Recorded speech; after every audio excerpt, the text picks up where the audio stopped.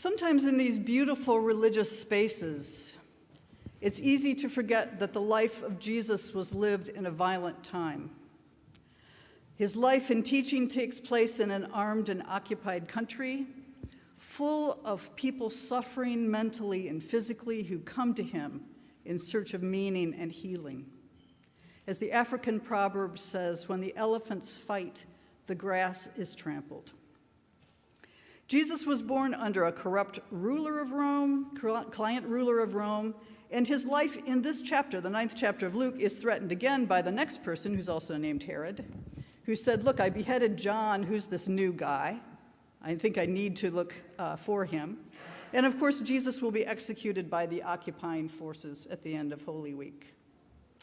The events surrounding Jesus' illumination and transformation today then are not tranquil. And that's good news for us this morning, because his life is our life. Everything isn't pretty, but it's always true. Nadia Bolz-Weber, if you know her as a Lutheran pastor, her column this week was called Freaking the Hell Out. And she says, I have a goal. I want someday to get to the point where I can trust God in the moment and not just in retrospect. It's hard living forward as human beings into the next challenge. And in this story, Jesus has warned the disciples that neither he nor they will come to a peaceful end. They must take up their crosses. And the glory and the transformation today is all about how we do this, how we do the work of healing and love and peacemaking in such a dangerous and threatening world where often we can feel just like grass. After this, as we sang in our hymn, Jesus sets his face toward Jerusalem. The first phase of his ministry is finished, and we, next Wednesday, go with him to Jerusalem. Now, let me say I love the Gospel of Luke. Let me give you my testimony this morning. I love it because his story of suffering and resurrection is written in a complex, deceptively simple way to welcome everyone home. And we can't feel it as well in the English as we can in the Greek, that he uses language both for Hellenistic cultures and for Jewish cultures. His genealogy starts with Adam, which means that's everybody's grandfather and who's included in the reign of God. He speaks well of the Samaritans. As you recall, he puts women prominently throughout the Gospel of Luke. And he gets a lot of credit for me that he imagines Mary as a prophet, not just a womb. And he promises the Gentiles a place. The exact center of the Gospel of Luke is the story of the prodigal son, or you might call it the prodigal father. Everything I have is yours. Full, pressed down, running over. Now, I've often thought of the four gospel writers as film directors, but today I'm going to call them chefs. They have different ways that they cook the holy food for you. And John is so deconstructed that you can't even remember its food sometimes when you're reading it, right? Where is the historical narrative? Mark is fast food. Start with the baptism, ends maybe with the resurrection, but everything is immediately. And Matthew is full of vinegar. There's lots of fights going on in Matthew's gospel. But it seems to me that the Gospel of Luke is the best home-cooked food you've ever eaten, wherever you come from. And I don't mean comfort food. I mean get back on your feet and heal your soul food that remembers where you came from and who you are and where you're going. And I'll give you a story that this Christmas was kind of tough for me. If you know, I lost 2 members of my family in the fall. That was a hard hit. You can hear it. And at Christmas, my new son-in-law from Bangladesh offered to make the mashed potatoes. I'm a Midwesterner, baby. My mashed potatoes, it's Grandma's recipe. And over his shoulder, I could see my daughter giving me the look I had given her all through her childhood. And I said, yes, of course. Yes. They were incredible. They were the best mashed potatoes I have ever tasted. They were timeless because they tasted of the past, they transformed the present, and they affirmed the future. And theologians call this kairos, It's the moment where everything comes together, the past, the present, the future, which is what we'll see in the Transfiguration. And why I'm starting with mashed potatoes this morning is because in Luke's gospel, glory comes in the lowly and the ordinary. And that's how he presents the Transfiguration to us. It's not out here, it's here. Taste and see the goodness of the Lord. So I would love to go through this line by line, but I know it's not a Protestant service and we don't have 40-minute sermons here. So just let me say, what's interesting about this story? The mountain is crowded. Did you notice that? Usually Jesus goes to pray alone. He goes away alone and then he comes back. This time, some commentators think he's unnerved by talking about suffering and crucifixion, and he asks the disciples to come with him. This foreshadows Gethsemane. Do you remember? Can you not watch with me one night as they are falling asleep? His life is in danger. Who else is there? The ancestors are there. Moses and Elijah turn up while he is praying, which is why I wore my women ancestral stole this morning. It starts with Sophia, Holy Wisdom, and it ends up with my mother, Janice, okay? This is part of our lineage as Christians, are these holy women. So this is important. Moses and Elijah are there. And last but not least, who appears in the cloud? God. Second point, prayer changes us. God doesn't need to be reminded about the need of the world. Prayer changes us and opens us up to what is real and what is present and what needs to be done. While he was praying, the appearance of his face changed and his clothes became dazzling white.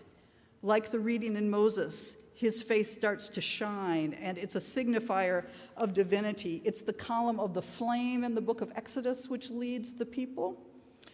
And you can think of it as halos that come into our art. And Luke here doesn't say, as other Gospels, that he's changed. It says his appearance changed. Because for Luke, you're looking at two eyes all the time. Jesus, the human being who is transformed glory into glory, and God who is revealed through humanity. We, as Irenaeus says, we living human beings are the glory of God. That's who we are. The next point is that suffering is not feared once it's put into the broader vision. They appeared in glory and were speaking of his departure, which he was about to accomplish at Jerusalem. The last time we had glory in the Gospel of Luke was when the shepherds were in the field and the angels appeared to announce to them. Talk about lowliness. In Luke, he talks about the Sermon on the Plain, not the Sermon on the Mount. Luke wants to say it's down in these deep places, even there, that we see and God is manifested. And in the Greek, if you're talking about Exodus with Moses, you're probably not just talking about leaving. You're talking about liberation. You're talking about salvation history and a divine act, which is packed into this. And the last point about this crowd on the mountain, they talk with Jesus about suffering, and with this prefigures the road to Emmaus. Jesus meets the people on the road and says to him, they say, oh, he's dead. And he said, no, let me explain to you what the prophets meant. And suddenly they see him and their hearts are changed. This is Luke telling you that all the time God is working and present, in the past, in the future, in the present. Now that detail about Peter wanting to stay on the mountain, that could refer to the Feast of the Booths, that Peter thinks they're celebrating something in the wilderness, the harvest feast, and they should build some booths for everyone to stay. And of course, you have to keep going because God is about the future and carrying in forward. And the final thing about this story is that both dark and light contain God. It's the darkness of the cloud that is part of the Transfiguration. And Christian mysticism is full of the images of darkness and the cloud of unknowing. And the voice that comes from it is the baptism, which the voice of the baptism saying, this is my son. So once again, we have this symmetry between the baptism and now the going to Jerusalem. And you might notice too, the cloud overshadows them. the way the Holy Spirit overshadows Mary and the gestation of Jesus in order to be born. So all of this in Luke is crafted for you to say it's all a piece. There's all a narrative of salvation. So Transfiguration comes just before Lent to remind us that whatever is wrong in the world or wrong with us, we're created and reborn and sustained by this daily, minute, loving presence of God with us. Salvation is not far away. As Paula Darcy says, God comes to you disguised as your life. God comes to you disguised of your life. And what the story of the Transfiguration also wants to address is that sometimes people or religions think that suffering is a sign of God's curse. You've done something wrong. There's something wrong with you. And we know in modern American society, grief, illness, disasters, you're not coping with it correctly. What have you done wrong? How have you raised your children incorrectly? This is what the gospel is pushing against, to say to you, suffering is awful. All things don't happen for a reason in our fallen world. Suffering comes, and when it does, God will be there, even there, says Luke.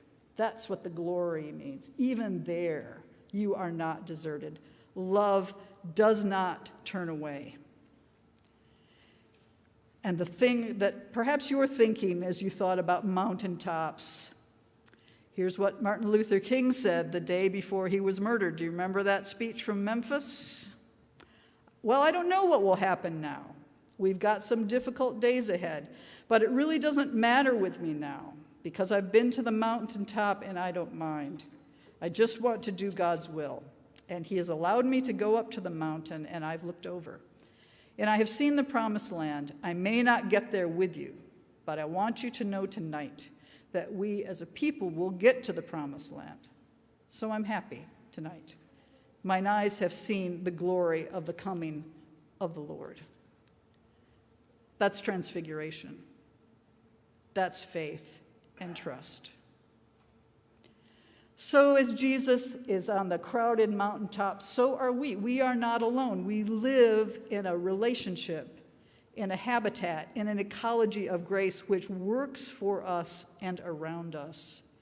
We live in the beloved community once we open our eyes and see the gifts and the lives around us. And of course, as we know, when you live in a community like this, there is so much that goes on constantly in terms of care for one another and phone calls and emails and meals.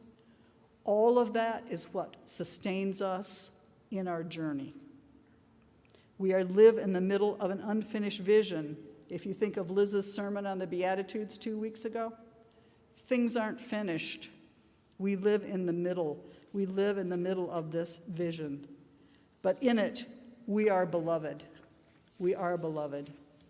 So I want to close with a blessing from Jan Richardson, which looks ahead to Ash Wednesday, which is what the Transfiguration does. All those days you feel like dust, like dirt. Do you not know what the Holy One can do with dust? So let us be marked not for sorrow. Let us not be marked for shame. Let us be marked not for false humility, for thinking we are less than we are, but for claiming what God can do with dust, with the stuff of which the world is made, and the stars that blaze in our bones, and the galaxies that spiral inside the smudge we bear. Amen.